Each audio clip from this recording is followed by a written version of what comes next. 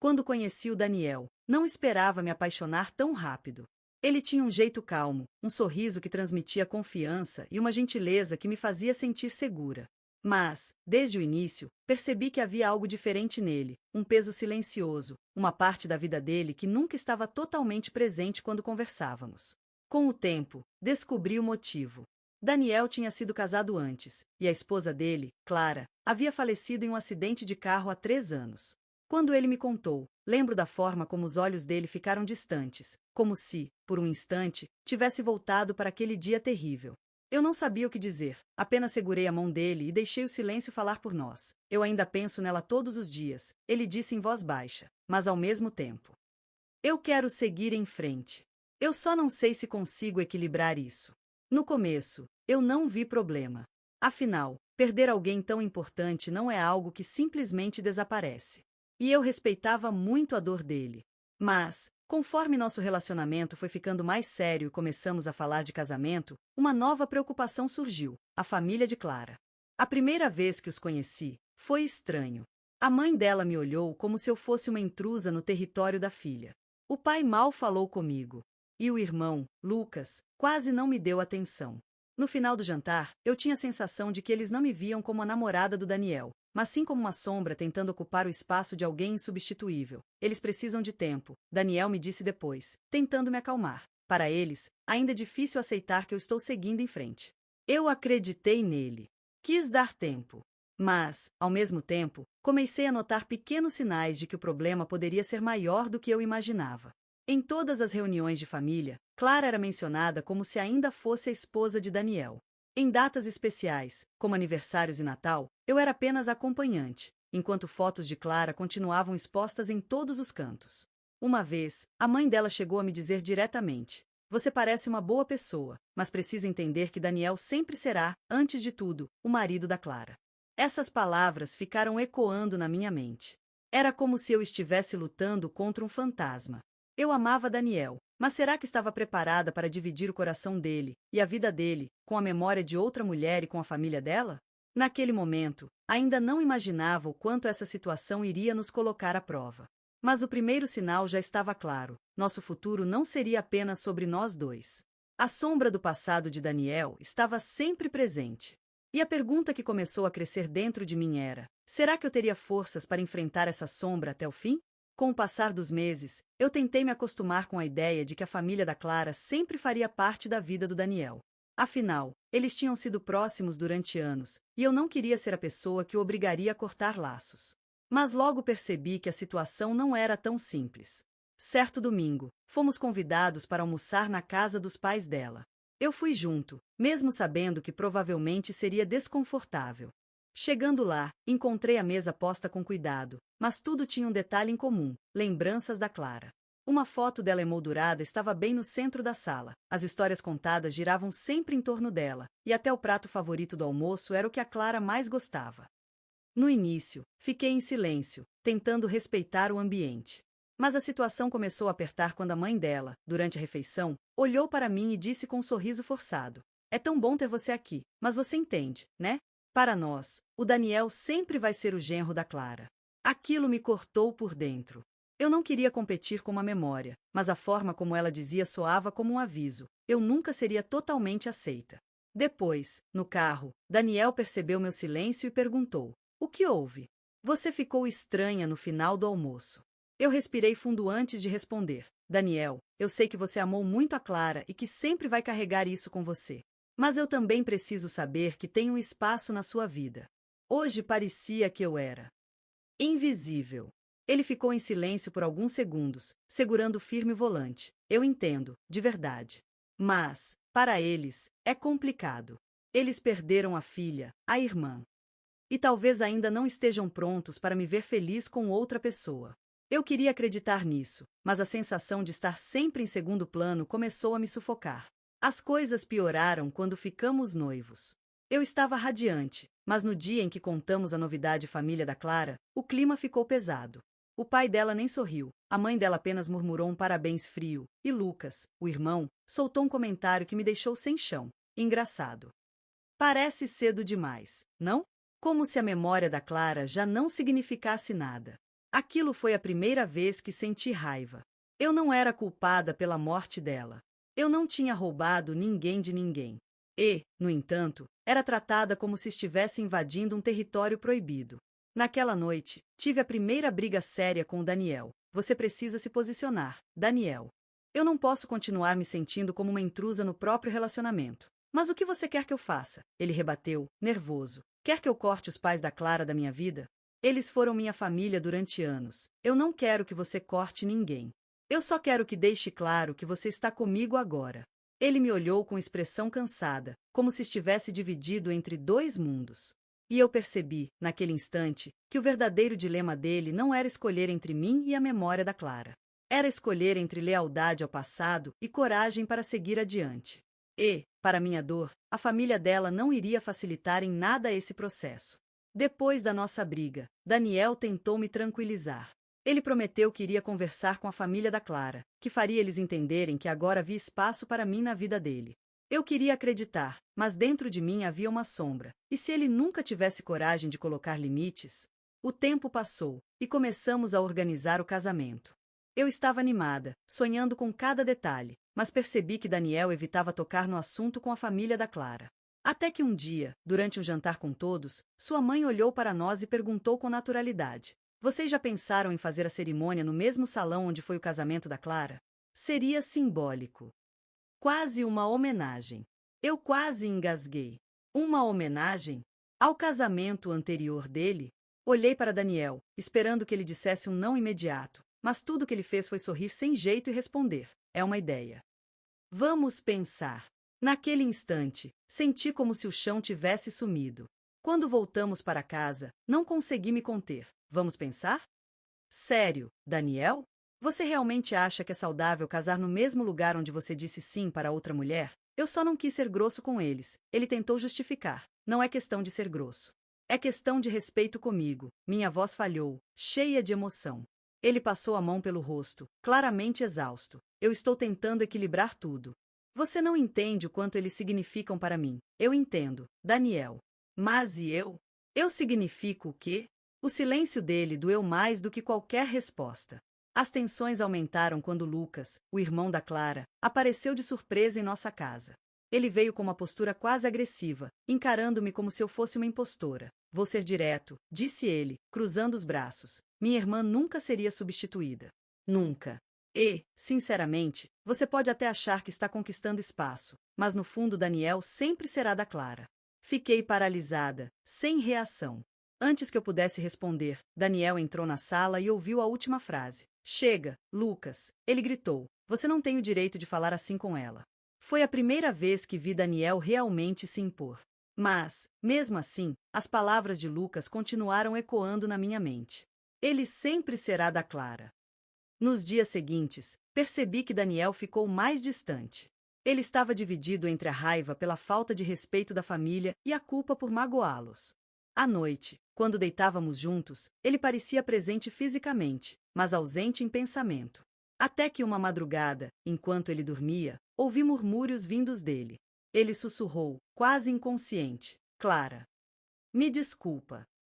Meu coração congelou. Eu sabia que o luto nunca desaparece completamente. Mas será que Daniel estava mesmo pronto para um novo começo comigo? Ou eu estava apenas ocupando um espaço que nunca seria realmente meu? Depois daquela noite em que ouvi Daniel murmurar o nome da Clara enquanto dormia, minha mente não teve mais descanso. Eu tentava me convencer de que era apenas um reflexo do luto, algo involuntário, mas a ferida estava aberta. Os dias seguintes foram ainda mais tensos. A família da Clara parecia determinada a me lembrar de que eu era a outra. A cada encontro, havia comentários sutis, comparações veladas. Até que, em um almoço de domingo, a situação explodiu. Estávamos todos sentados à mesa. A mãe da Clara falava sobre a netinha, filha de um primo, quando, de repente, soltou: Eu só espero que, se vocês tiverem filhos, eles possam carregar o mesmo brilho que a Clara tinha. A sala inteira ficou em silêncio. Eu engoli seco, tentando disfarçar, mas antes que eu pudesse reagir, o pai dela completou: E, sinceramente, acho que é cedo demais para um novo casamento. Daniel deveria honrar mais a memória da Clara antes de seguir em frente. Olhei para Daniel, esperando que ele me defendesse. Mas ele ficou imóvel, olhando para o prato. Foi aí que Lucas, o irmão, aproveitou a brecha e disse com frieza: Você pode até estar com outra agora, Daniel, mas, para nós, a verdadeira esposa sempre será a minha irmã. Se você decidir se casar de novo, não conte com a nossa presença. Meu coração disparou. Era um ultimato. Vocês não podem falar assim. Finalmente desabafei, minha voz trêmula. Eu não sou uma intrusa. Eu amo Daniel e ele também me ama. A mãe da Clara me encarou com olhos marejados, mas cheios de amargura. Amar não é suficiente para pagar uma história inteira, minha filha. Daniel se levantou abruptamente. Chega! Gritou. Eu não aguento mais essas comparações, essas cobranças. Eu amo a Clara, sempre vou amar, mas ela se foi. E agora eu amo outra pessoa. Eu mereço seguir em frente. O silêncio que seguiu foi pesado, sufocante. Voltamos para casa sem dizer uma palavra. No carro, Daniel dirigia com as mãos firmes no volante, o olhar fixo na estrada. Eu arrisquei falar. Você fez o que precisava. Finalmente se impôs. Ele respirou fundo. Não sei se foi o suficiente. Eles me deram um ultimato, e parte de mim sente que, ao escolher você, eu estou perdendo a última conexão com a Clara. Essas palavras me atingiram como uma faca. Eu não queria ser vista como a mulher que o fazia perder algo. Queria ser a mulher que o ajudava a viver de novo. Naquela noite, deitada ao lado dele, percebi que nosso amor estava em uma encruzilhada.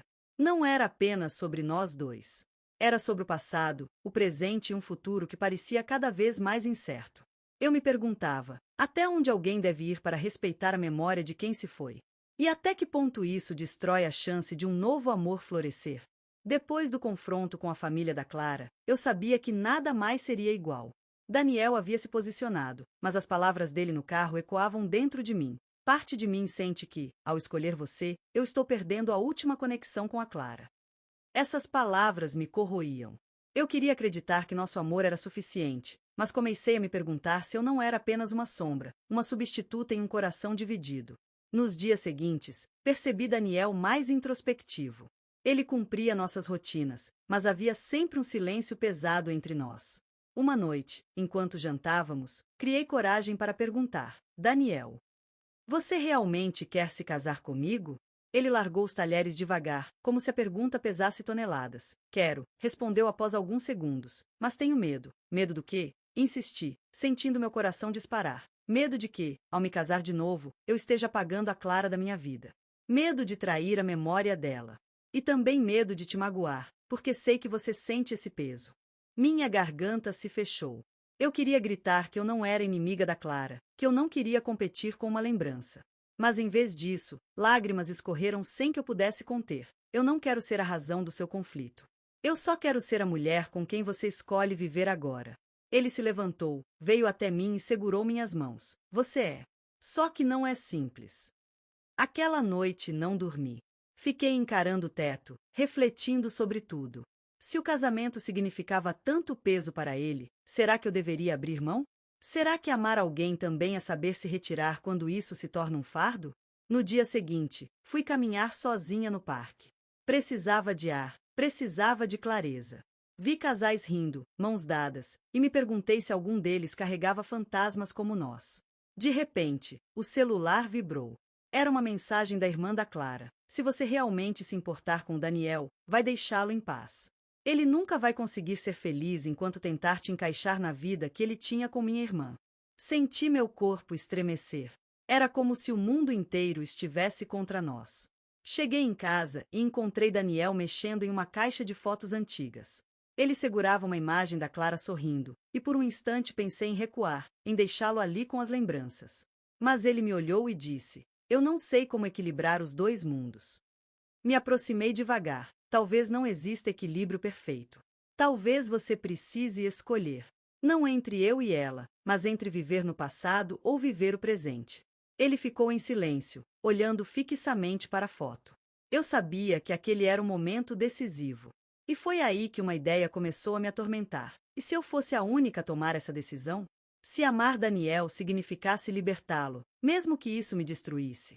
Naquela noite, deitada ao lado dele, cheguei à conclusão de que, de um jeito ou de outro, eu teria que fazer uma escolha. Naquela manhã acordei decidida. Eu não podia continuar vivendo na incerteza, me perguntando se eu era o presente ou apenas uma intrusa no passado dele. Preparei café, sentei à mesa e esperei Daniel acordar. Quando ele apareceu, com o olhar cansado, respirei fundo e falei: Daniel, precisamos conversar. Ele se sentou em silêncio, como se já soubesse o que viria. Eu não quero competir com a memória da Clara. E não vou pedir que você a esqueça, porque sei que isso seria injusto. Mas eu preciso entender. Você realmente quer um futuro comigo, ou está apenas tentando se convencer de que pode ter os dois mundos? Ele baixou os olhos, passando a mão pelos cabelos. Eu tenho medo de perder o último pedaço dela se seguir em frente. Senti um nó no peito, mas continuei. Amar alguém que já se foi não significa deixar de viver. Você sempre vai ter a Clara no seu coração, e eu não quero mudar isso. Mas eu mereço ser amada por inteiro, não como uma escolha pela metade. O silêncio parecia eterno. Então ele levantou-se, foi até o quarto e voltou com aquela mesma caixa de fotos. Colocou-a sobre a mesa e, com os olhos marejados, disse: Eu guardei tudo isso porque tinha medo de esquecer. Mas agora entendo. Lembrar não precisa me prender. Pegou uma das fotos da Clara sorrindo e olhou para mim. Ela sempre quis que eu fosse feliz. E eu sei que, se estivesse aqui, diria para eu viver. Viver de verdade. Meu coração disparou.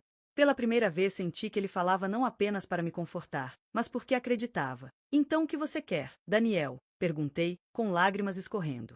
Ele se aproximou, segurou meu rosto entre as mãos e disse firme: Eu quero você. Quero construir uma vida contigo, sem medo, sem culpa. Clara sempre fará parte de mim, mas você é meu presente e meu futuro. Chorei, finalmente aliviada, como se um peso enorme tivesse caído dos meus ombros. Abracei-o forte, sentindo que aquela decisão era verdadeira. Nos dias seguintes, Daniel tomou atitudes concretas. Conversou com a família da Clara, deixando claro que respeitava a memória dela, mas que não abriria mão da nossa vida juntos. Alguns aceitaram, outros não. Mas, pela primeira vez, ele não vacilou. Quando marcamos novamente a data do casamento, ele me olhou nos olhos e disse: Desta vez não é uma tentativa de seguir em frente. É uma escolha. E eu escolho você. No altar, quando nos demos as mãos, senti que todos os fantasmas haviam ficado para trás. Não porque foram esquecidos, mas porque finalmente encontramos espaço para viver sem carregar correntes. O amor, aprendi, não é apagar histórias antigas. É ter coragem de escrever novas páginas, mesmo quando o passado insiste em nos assombrar. E naquele momento, olhando para Daniel, soube que tínhamos escolhido, juntos, começar nosso capítulo.